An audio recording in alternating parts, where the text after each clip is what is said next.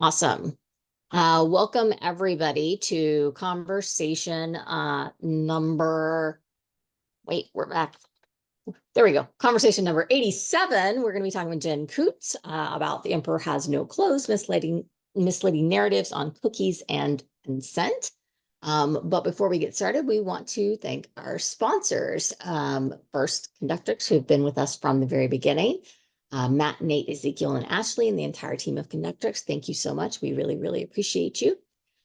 We'd also like to thank our other TLC newsletter sponsors, including Conductrix, which includes Conductrix Growth Book and AB Smartly. Thank you so much for providing your thought leadership to the community. And last but far from least, thank you to Convert and Blazing Growth for sponsoring the TLC community. The announcements and reminders: Experimentation Island registration is still open. There are various discounts available because we are currently in the full price category. So we had super early bird, and now we're in full price. However, happy holidays. I've now updated this link, the bit.ly/EI 2025. If you use that link, you can get the super early bird price of $1,950. This is currently good until December 31st. However, there are also other people with discounts. So if you know people, you might be paying attention to LinkedIn because people are announcing that they have some discounts. Those people are our community sponsors, and you can find out who those community sponsors are by going to experimentationisland.com. Community sponsors have really good discounts, even bigger than this, and they're looking for people who might be interested in those tickets. So reach out to them, find out more, and if you'd like to go but just can't quite put together the cash, I'd reach out to those community sponsors or use this discount if you just need a little extra help. Holidays. January 21st, Ken Williams has his class Getting Started with Google Analytics and BigQuery. This is a new class, the Getting Started version. So it's bit.ly get started GA, or scan this QR code. As I've told you before, we've got Aaron Weigel and Lucas Bernardi. Their class, Good Experimental Design Workshop, starts January 7th. That's bit.ly good AB design. And then we have Jill Quick's class, Google Analytics Fundamentals, February 4th. And Ruben and I are doing the same workshop starting again March 10th. That'll be on Mondays, and that's bit.ly AB Culture. So let's talk about Jenn. Jenn is my sister who I only met a few years ago. We have everything in common, from, adorable awkwardness to not being able to say no, to an eagerness to help others, and our love of Legos, and an obsession for certain sci-fi fantasy series. I am shocked she's not as busy as I am trying to juggle reading that ridiculously latest book that just came out December 6th, as I am. It's 62 hours of audiobook, and, I'm trying to get through, no big deal.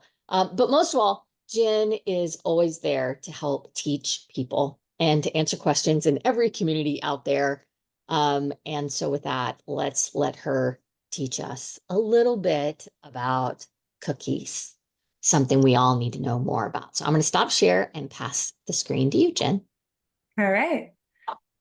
You guys can all hear me all right, see me all right? We're good. All right, let me get my PowerPoint going.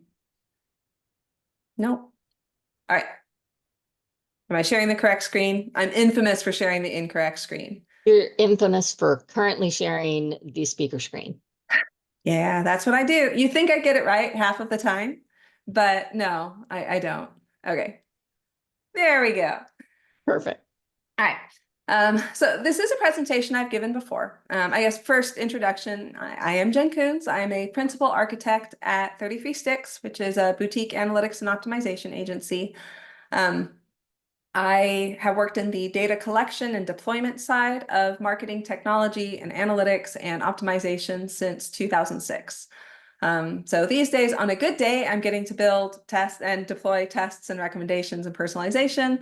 But most of the time I'm in tag managers and I'm deploying marketing pixels. DoubleClick, Facebook, AdWords, all of those. And by this point, I've probably deployed well over 1,000 of them. And through all of that, I have begrudgingly become an expert in a subject I never really wanted to be an expert in, of cookies and consent management.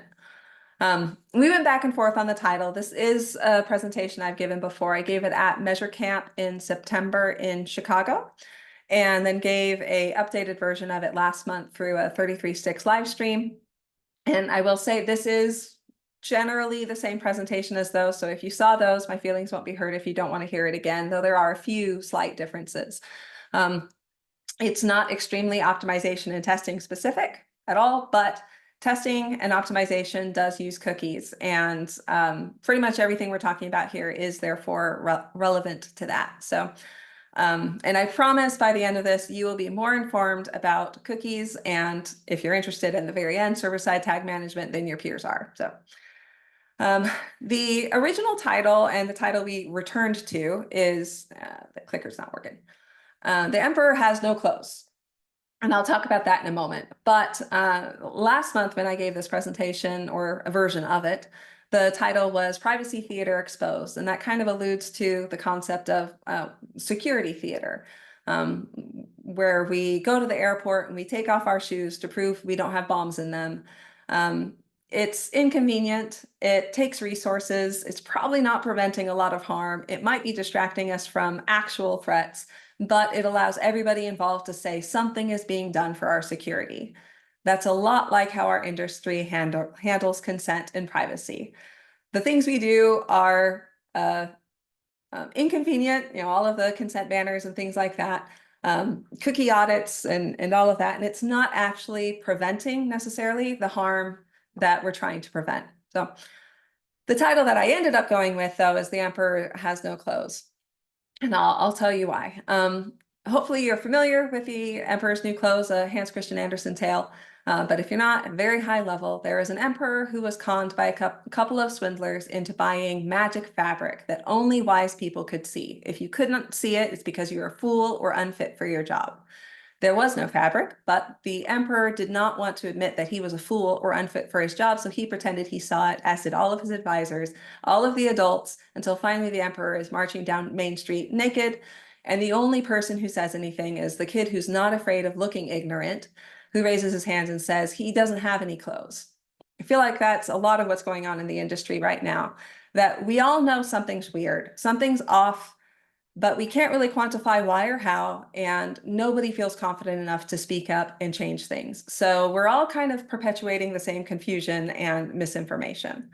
And I can't say that I blame people, because it is a complicated, hard topic. All of these things that are happening in the industry with privacy regulations and things like GDPR and CCPA, which are constantly evolving, browser policies like Apple's ITP and other things generally that Apple is doing that keeps us on our toes, or the tools that we can use like server-side tag management. And additionally, in order to really feel confident speaking up about consent, particularly, you have to have knowledge from 3 different fields. You have to be the magic unicorn who understands the legal regulations, but also understands how the data is being used, but also knows the mechanisms that are used to collect the data. There are so few people who feel confident in those 3 fields that nobody is really speaking up, and we all just kind of let it slide when we hear stuff like optimization uses cookies, therefore we treat it like marketing. Or somehow at the same time, I hear other companies saying optimization helps our site run, therefore it is strictly necessary and does not require consent. The truth is probably somewhere in between, but the fact that both of these ideas exist at once is kind of funny to me. Server-side tag management is vital for a cookieless future. I think everyone's heard that by this point. This one I found on Stack Overflow. I'd like to avoid having a cookie banner on my site. Could I just store session IDs in local storage instead? Now, a recurring theme of this presentation is going to be that the language we use is important. And I can't hold it against this fellow that he said cookie banner, because we all call them cookie banners. I accidentally call them cookie banners. I would argue we should call them consent banners, because otherwise we have problems like this where people think, well, if we just move it out of a cookie, we're all okay. The other recurring theme in this presentation is pictures of sad or mad cookies that I got off of Reddit. So thanks to Reddit for that. And finally, the bane of my existence, every company seems to think that they need a thorough list of all of the third-party technology and all of the cookies on their website, either to be compliant with laws or to be prepared for technology changes.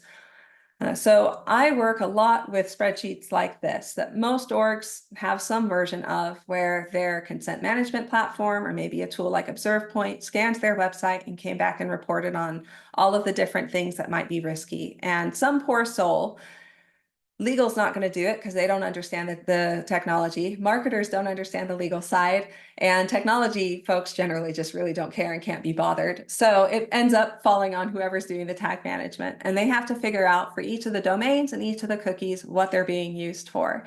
And the tools that help us do this often get it wrong. For instance, the top 3 on here all are Adobe things, and they're flagged as interest-based marketing or advertising. One of them is Adobe Ads. That's not even a thing. I don't know where that came from. And the problem is that if we flag those as interest-based advertising, well, demdex.net, that's used by Adobe's Visitor ID service, which is used by Analytics and Target. Adobe Tag Manager is used to deploy a myriad of optimization tools, as well as analytics. I had a client use it to deploy ADA compliance. It's probably not a best practice, but there's a lot more in tag managers than just tracking. So somebody has to know the domains that often aren't the same as the name of the company. LinkedIn loves to use different domains. The cookie names change frequently, and it can be a full-time job trying to keep this list updated. And for all of that, these aren't actually the things that are probably going to show up on your users' websites and affect them. And I'm going to demonstrate that here in just a moment. I'm not saying that an inventory like this has no benefits, but it tends to be like the #1 line of defense that folks have in compliance. And I think it's focusing on this level of the cookie names and things like that is taking a lot of effort without providing a lot of value. We also see a lot of things like this where folks are freaking out. In this case, I woke up one morning, sorry, I don't know if you guys can hear that, but of course my neighbors choose right now to wind blow leaves off of their yard. So sorry if there's background noise. But yes, I woke up one morning and there's an email thread already like a dozen emails deep with a whole bunch of people on it, all freaking out because CookieBot had spotted a cookie that was not categorized and was not asking for consent. The thing is, had anyone slowed down and actually just gone to the website and looked at the cookie, they could have figured out that it has values like EN for English or ES for Spanish. It's a language cookie.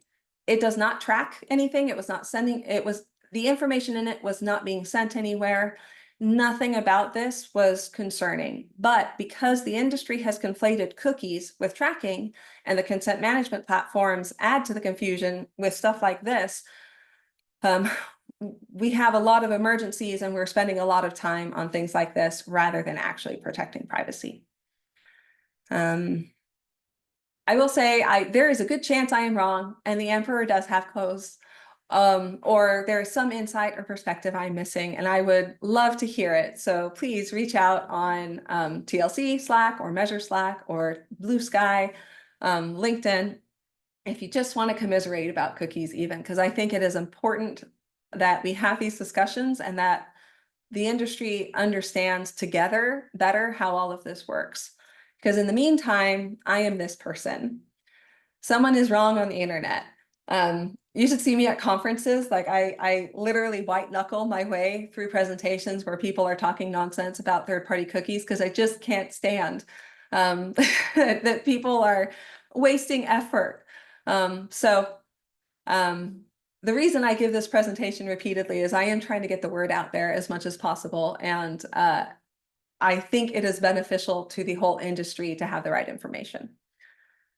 Before I proceed, this didn't really fit anywhere, but it is kind of a prerequisite for the rest of what we're talking about to understand that the internet isn't free. I mean, conceptually, we know this, but it takes money to run a website and to come up with content. But we, as consumers of the internet, have gotten so used to not actually exchanging money that we feel entitled to free content. So, we can pay in one of three ways: the more traditional way of viewing advertisements, or we can give our data. Like, there's a silly app I play in the morning that if I want more in-game currency, I can fill out consumer surveys, or we can give actual money. And we're seeing this increasingly. This media site had a interesting consent banner where you can either continue with ads and personalized advertising and the tracking involved with that, or you can pay money. And this feels icky. People have said it feels like their data is being held hostage. When Facebook tried this, or they did this in Europe and said, either you let us advertise to you aggressively like we do, or you pay a certain amount of money each month, a lot of people just bailed on Facebook. But I actually really like the idea. I won't say I love how Facebook did it, but it helps users understand that the advertising and the tracking does help keep the internet free. And it gives them an option. So it's both visibility and it gives them options. And that is a win by my book. However, we have to help users understand enough that they know why to opt in. So I highly recommend prioritizing, optimizing your consent banners. DHL, a shipping company in Europe, years ago, I think like 2018, had a case study where they were able, through iterative optimization, to increase their opt-in rate 40%, which is huge. You don't often see those kind of gains. But if you just move away from the boilerplate messaging that the CMP, the consent management platform, provides, or the legalese that your lawyers provide, and figure out a way to actually communicate to your users why it benefits them, you'll get a lot higher opt-in. And we see a lot of examples. So, number one here this site uses third-party cookies, which, first of all, it shouldn't be focusing on the third-party aspect of things, but whatever. I like Coca-Cola's, where we use cookies to operate our website to show you personalized content there and manage our objectives as a business. Why do I care about that? Why do I, as a user, want you to have my data so you can manage your business objectives? The Nintendo Life one here was a little bit better, that it says, the cookies provide better advertising, which pays to run this website. Again, we just need to make sure people understand that it costs, and this is one way that you can pay for it. So I do highly recommend testing even the location of your banner and the wording, and focusing on the advantages and the risks for the user rather than the technical implications or the legal implications.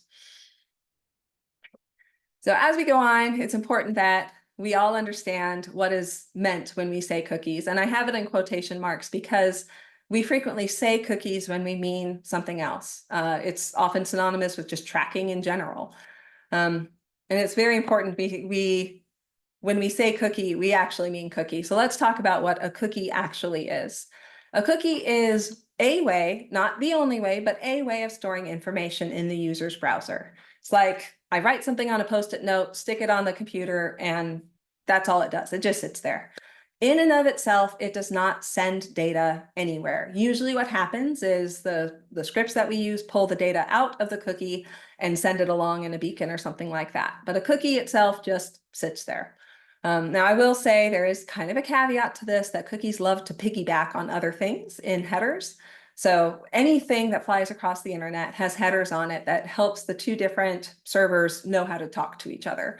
And in those headers, it just kind of picks up any cookie that it can and sends it along. So a cookie that was set for vendor A very well will be sent to vendorb.com.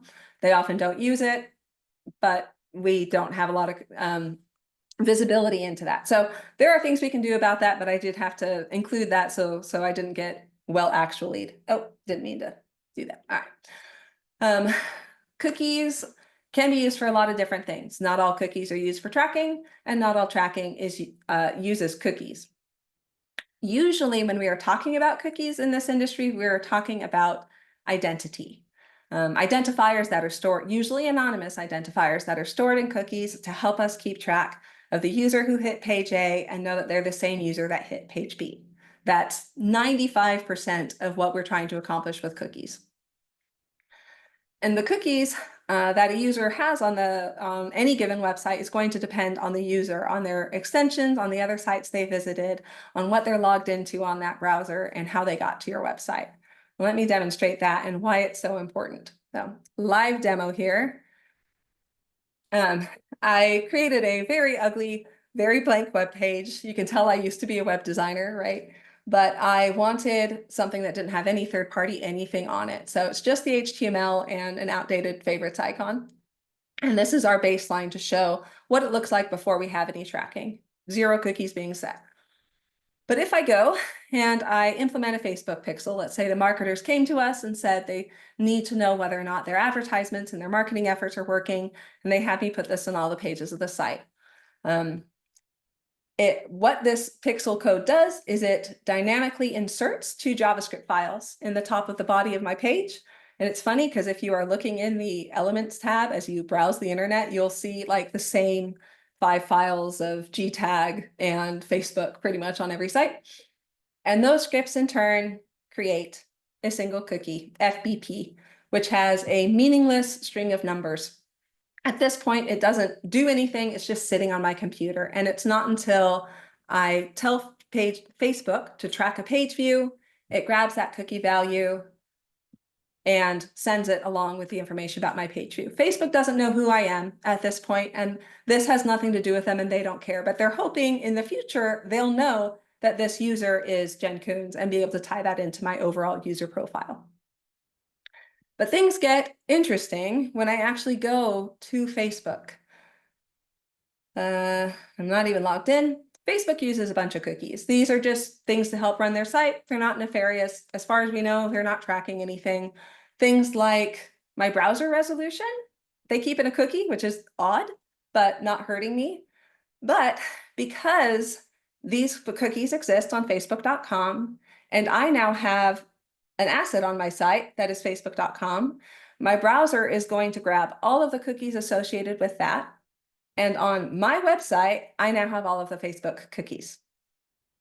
These are third-party cookies, so they'd be blocked on Apple and a lot of different things, but they do exist and they get pulled over, and none of these would be picked up by like an observe point scan or something like that. If I log in to my fake Facebook account,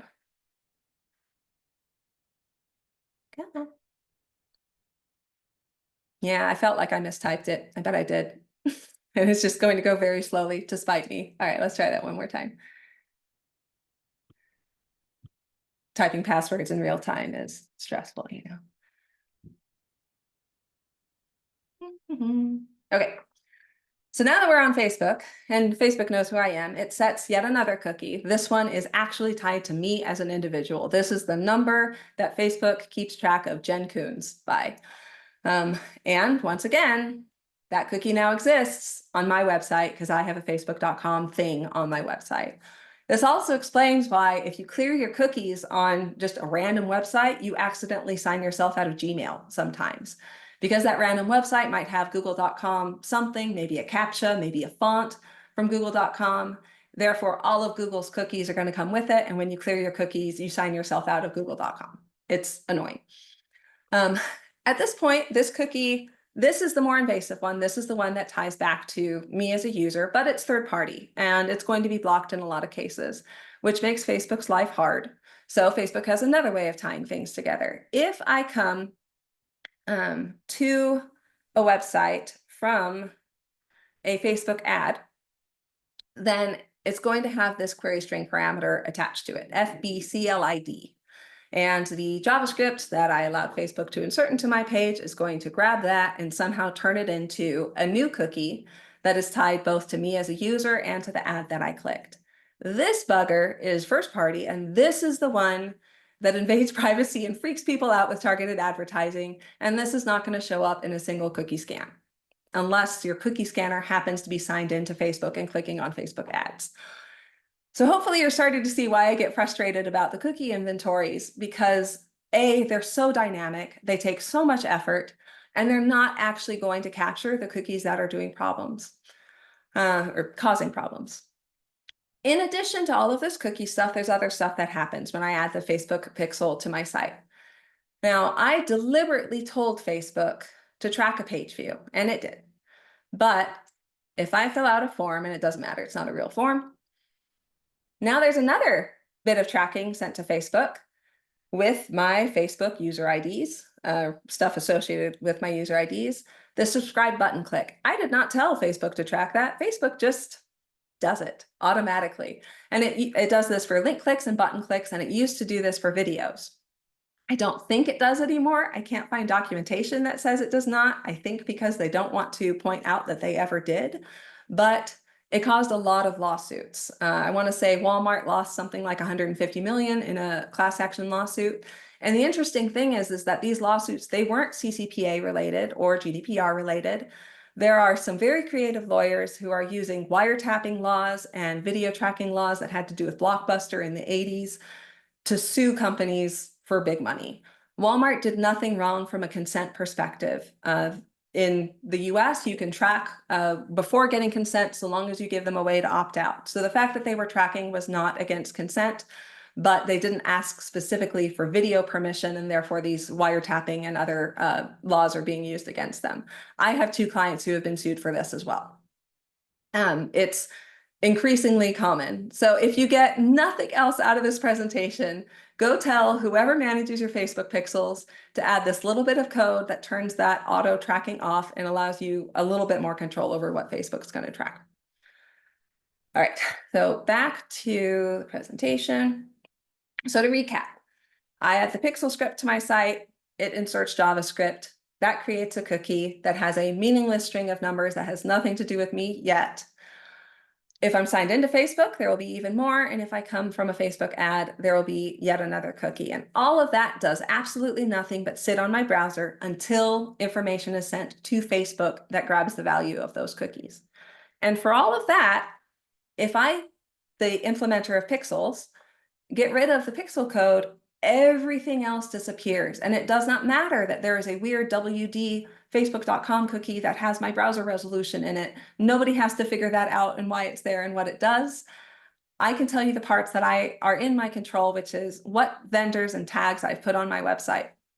And I can turn those on and off in the tag manager. So I really want to shift our focus in the industry from the cookies to the actual what data is collected and where it is being sent. Because it is also, it's much bigger than cookies. Now, I had a blog post in May. You can get to it on my website, digitaldata-tactics.com, or on the 33sticks blog. It's really awkward and hard for me to tell people, go read my blog. I'm not a very self-promote-y person. Most of the time, if you're on my blog, it's because you have an obscure technical issue that I documented years ago. But in this case, I really do want people to read this. I think it has useful information. It's kind of the prequel to this presentation. But if you're not going to read it or you don't remember, I'll at least give some highlights that, when we talk about cookies, we could be talking about a lot of different things. But in the end, most of those things aren't actually about cookies. CCPA and GDPR only mention cookies once. And when they do, it's in the context of an example of something that might hold an identifier, because they don't care about cookies, they care about identifiers.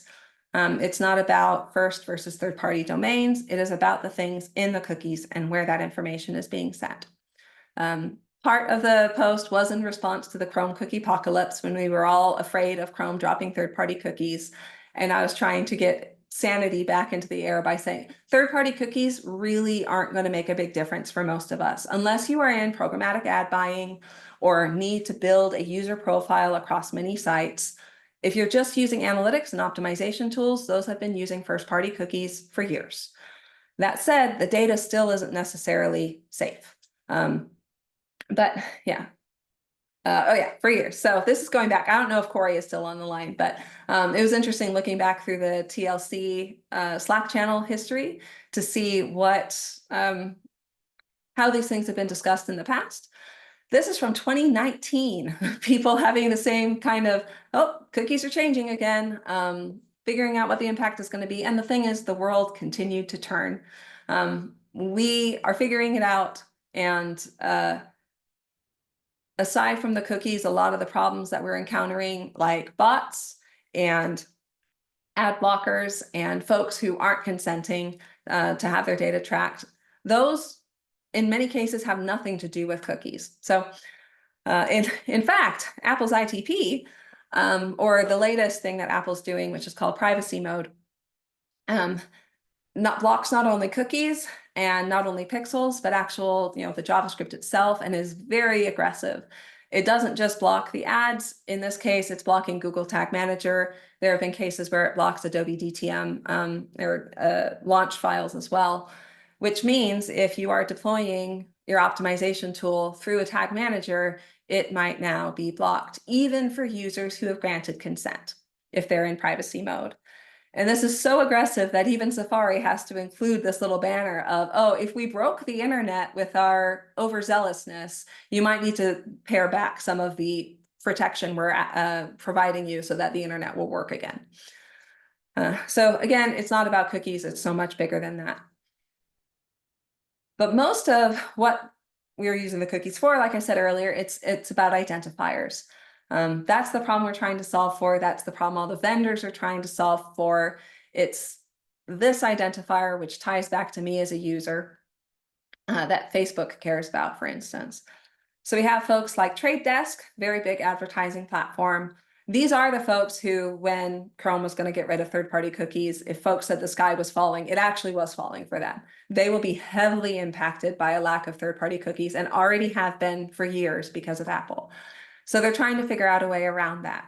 And they have this unified ID network where users can get their email, and they're very clear, at least you need consent to do this, but if a user gives their email to be part of this network, then that email, they generate an ID off of it, and everybody who participates in this network now can tap into the same ID. And if website A knows that Jenn Kunz's email address is a certain thing, and website B knows that Jenn Kunz's phone number is, a certain thing, now the network can tie that all together and make a single person off of it. And this can be used for omni-channel and for cross-device tracking. As a user of the internet, I don't know that this is necessarily an improvement for privacy. I would far rather an anonymous identifier in a cookie than have everything attached to my email address. But because everyone is freaked out about cookies, this is it. And we still have to pay for the internet somehow, and ad tech's gonna keep on ad teching. This is what we've come to. We also have other ways of tracking and having identifiers without a single cookie set. If I land on a website with that Facebook query string parameter on it and nary a cookie is sent, later on, if I convert, a lot of conversion things involve something that asks for an email address. If I'm checking out or if I'm submitting a form, now the website has my email address, and it can send just that conversion event with my email address along to Facebook. And Facebook can say, oh, hey, we know that email address. It belongs to this Facebook user. And without a single cookie in sight, they have now tied things back to me. Again, it's really not about just cookies. There are also other ways of IDing users, like I said, local storage or fingerprinting, IP address. There is a fantastic TLC talk from a few months ago with Matt Gershoff, who I don't know if he's on the call, but I'm sure he has opinions on a lot of what I've said. Different ways that we can identify, hopefully in far less invasive ways, but we have options. Local storage, that's another way of storing things within the user's browser.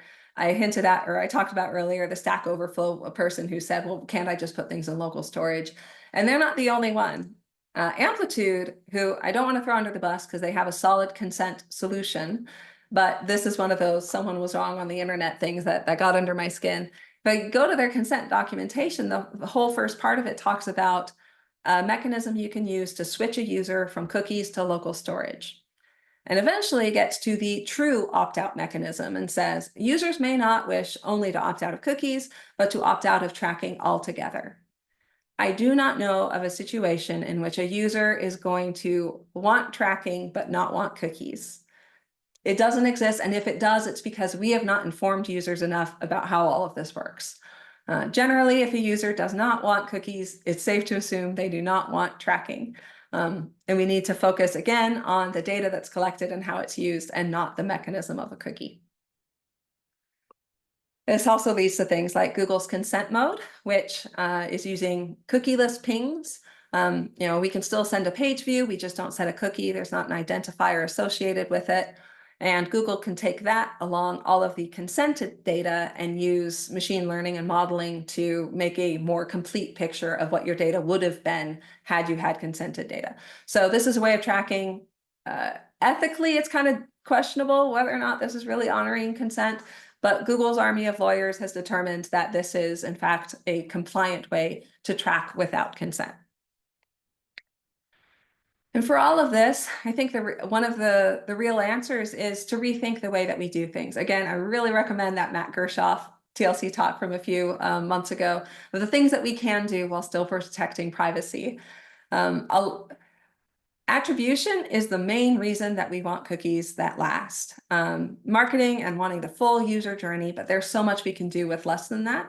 First-party user experience, if I know that 500 people visited my site the day that I launched a campaign and only 12 of them converted, I can infer a lot of that without necessarily tying their whole user journey together past multiple sessions.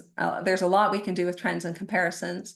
And for optimization specifically, we don't usually need a lot of things beyond a given session. And even then, if we have an identifier, it's often just to make sure that the user has a consistent experience, that they don't get a green button on page 1 and a blue button, variant B on page 2. But we can start adjusting our ideas of how important it is to know cross-session, cross-device, and all of that. Because to be honest, when we're focusing on these things, it's usually more user experience improvement things. And when we're focusing on attribution, it's usually more building a user profile for marketing purposes. So benefiting the user most is usually stuff that doesn't involve cookies and profiles that last many sessions. All right, the last section, I'll admit, is probably not the most relevant for an optimization crowd.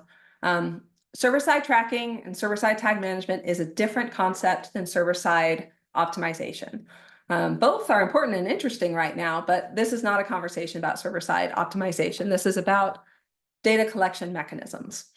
But I do still think that it's important and interesting. And if you want to hang around, I promise you're going to know more about server-side tracking than your peers do. So server-side tag management promises a lot of things, and there are a lot of false ideas about what it can help with.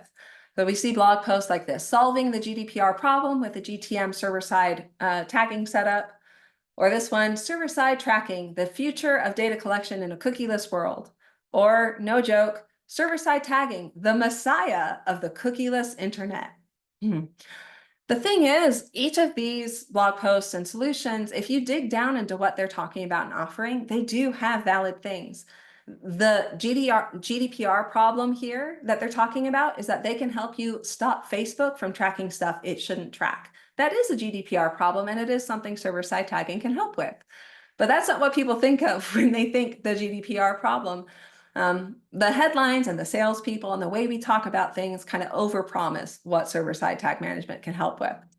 And I'll give some examples here. So right now, with a not server-side, just a traditional client-side tag management setup, when I submit a form as a user on the website, that gets sent along to some backend system. In this case, let's say a Salesforce database. This is a very strong connection. Even Apple isn't going to try to save us from ourselves and stop us from deliberately providing information with a website. So the data that's in this database is generally pretty reliable, but we don't have the context around it. We want to know, well, how did the user get there? What else happened in their visit? What advertising campaigns had they seen? And for that, we use analytics, and we deploy that with JavaScript. So usually a tag manager, we collect all of the data, we send it out to the different parties like Google Analytics and LinkedIn. This has a lot of inherent flaws in it. It can be blocked rather easily, especially by Apple. This is neither good nor bad, but the user has full visibility into what's being tracked about them.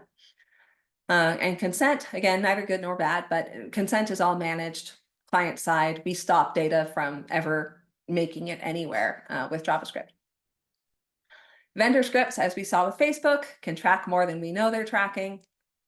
And most of these rely on identifiers that are usually stored in cookies. And JavaScript can't create cookies that keep Apple happy. Apple figured out years ago that cookies created by JavaScript are usually for tracking, and cookies created by servers are usually the type of things that keep websites running. So if we use JavaScript to create a cookie, Apple's going to cap the expiration at 7 days. And recently this came up. I had a coworker doing a cohort analysis for a client trying to figure out how soon users would return after purchasing something.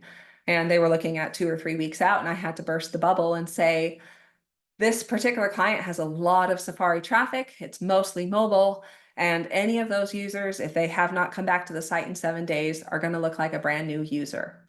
It's been this way for years. Like I said, the world continues to turn, but we do have to know that our data is nuanced.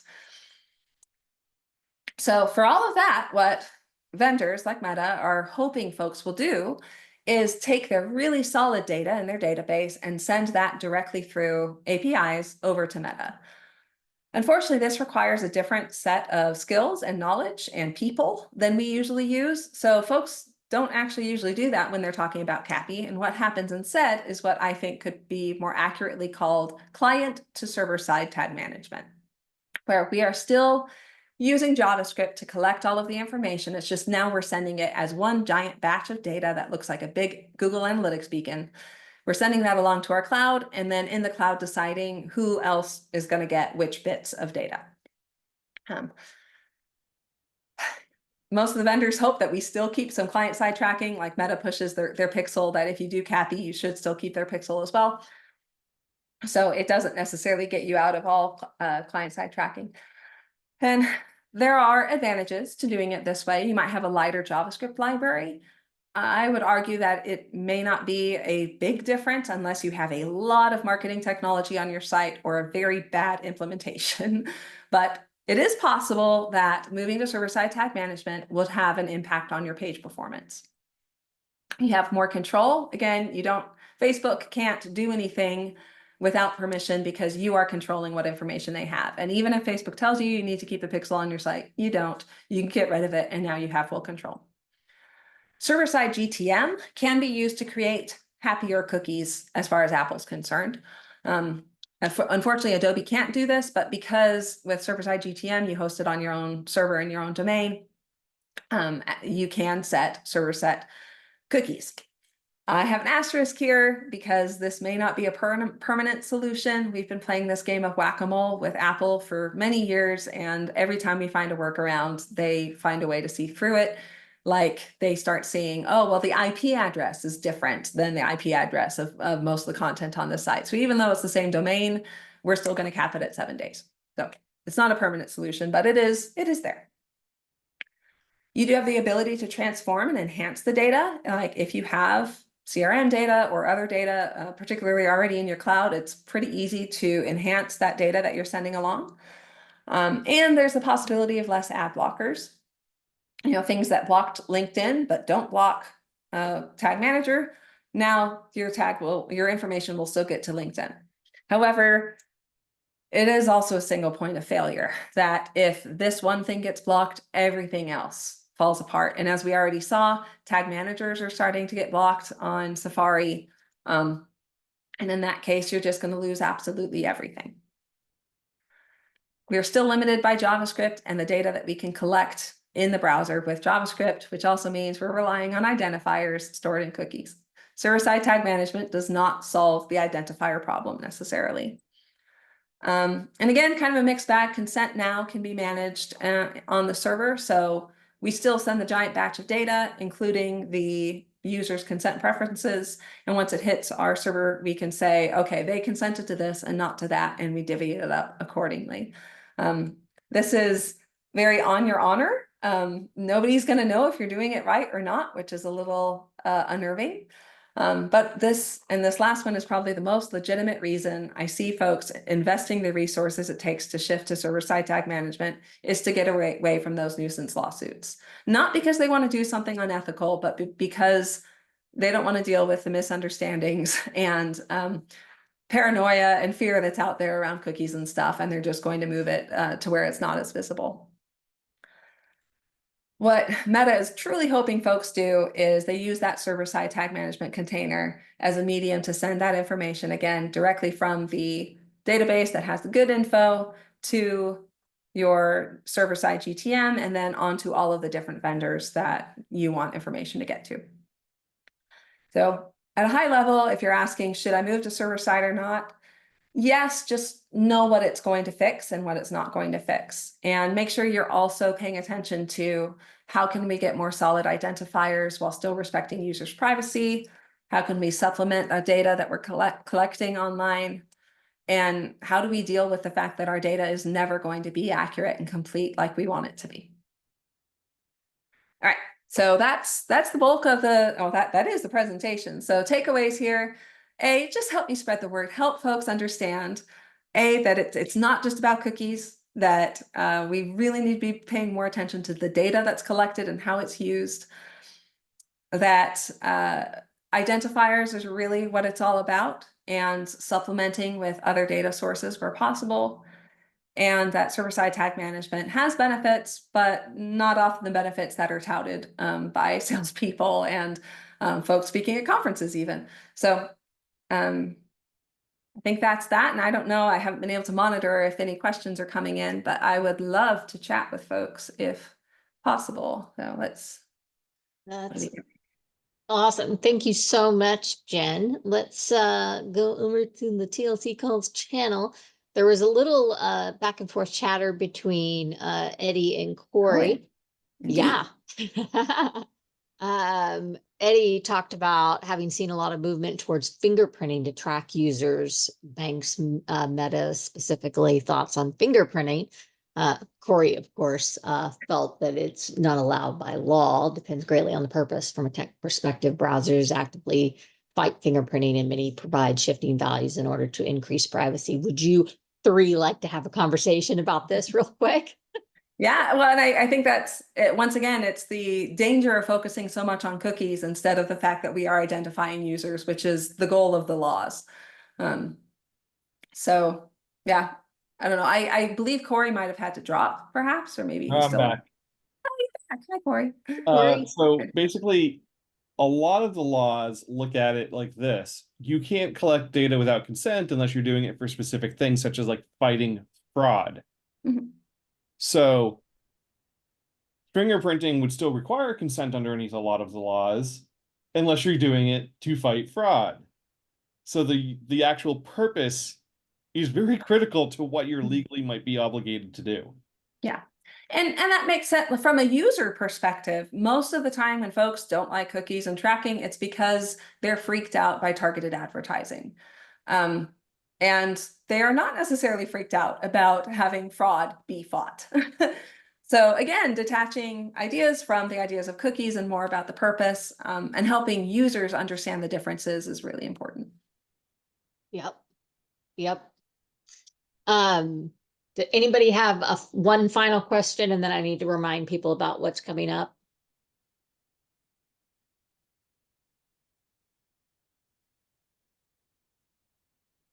All right. Jen, amazing talk. I had two different people message me directly to say, Jen's a really good speaker. And I'm like, yeah, I know. Well, yay. Well, thank you. Because Yeah. I definitely get imposter syndrome and wonder why people want me to listen to me yammer, but I believe in the subject matter. So I know, and it comes across. And hey, little thing, if Michael Agard was here, he would tell everybody the key to being a good speaker is to find a topic that you're passionate about. Because when you are, even if you have imposter syndrome, when you start talking about it, it shines through your eyes and your voice, and all that fear just drops away. So, which is, another little pro tip. Hey, sign up for Michael Agard's TLC cohort training class. That's going to go up. I think this week we already have the draft of the class. Guess what? Michael Agard's going to teach presentation skills with the TLC cohorts. So that's a little sneak peek announcement. But coming soon, our next talk is Shirley Van Hallam. Well, sorry, Shirley. She's going to do a call to action for digital accessibility which I think is one of the most important things that we fail to talk about. Not only does accessibility matter, accessibility testing is some of the most important testing you can do, and it's really, really impactful. Number two, the psychology of disappointment, how it affects your users, why it's bad for business, what you can do about it, by Michael Agard. So you get to see how good a presenter he is himself. And then you can sign up for his classes. Then that's January 17th. And then on February 21st, we finally got Tim Stewart. He and I bonded at Conversion Hotel over our love of Brandon Sanderson. And I finally convinced him to do his talk, Selling Magic Beans, Internal Sales, but without the ick. He has this whole adorable talk. You have to go listen to the Puckamacka. For those of you who know, you know. If you know, you know. Trust me. Learn what it means to be Puckamacka'd. There's a song. You want to know it. It'll get in your head, earworm. You're going to love it. All right, everybody, have a lovely weekend. The recording will be put up in the next 2 hours. It takes time to process and then get loaded to YouTube. Jen, love you, sister. Bye, all. Thank you. Thank you, everyone, so much. Bye.